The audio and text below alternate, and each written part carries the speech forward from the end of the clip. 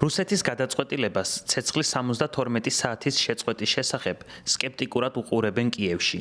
მეორე მსოფლიო ომში ნაცისტური გერმანიის დამარცხებიდან 80 წლის იუბილესთან დაკავშირებით რუსეთმა უკრაინასთან 72 საათიანი ცეცხლის შეწყვეტის შესახებ გამოაცხადა.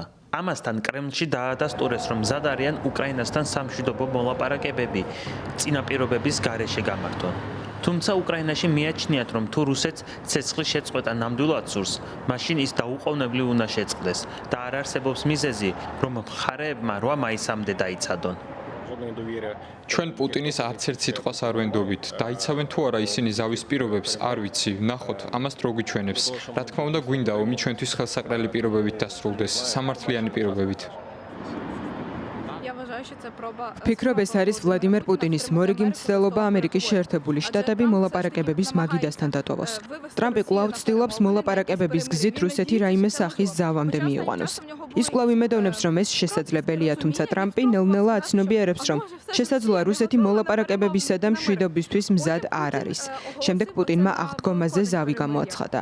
ვფიქრობ, რომ ეს არის კიდევ ერთი მცდელობა ტრამპს იმედი მიეცეს, რომ რაიმე სახის მოლაპარაკება შესაძლებელია.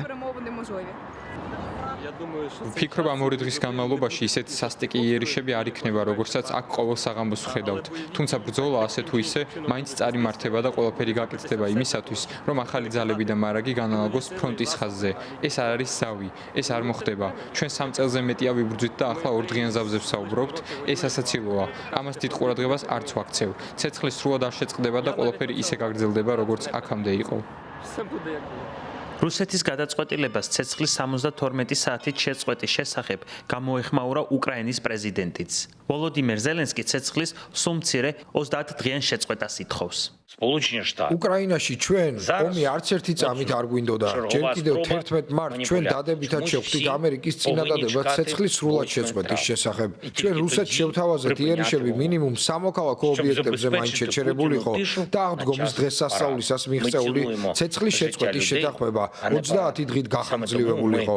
ჩვენთვის ფასეული ადამიანის სიცოცხლეა და არა აღლუმები. სწორედ ამიტომ მიმაჩნია, მსოფლიოსაც მიაჩნია, რომ არ არსებობს მიზეზი დავიცადოთ 8 მაისამდე.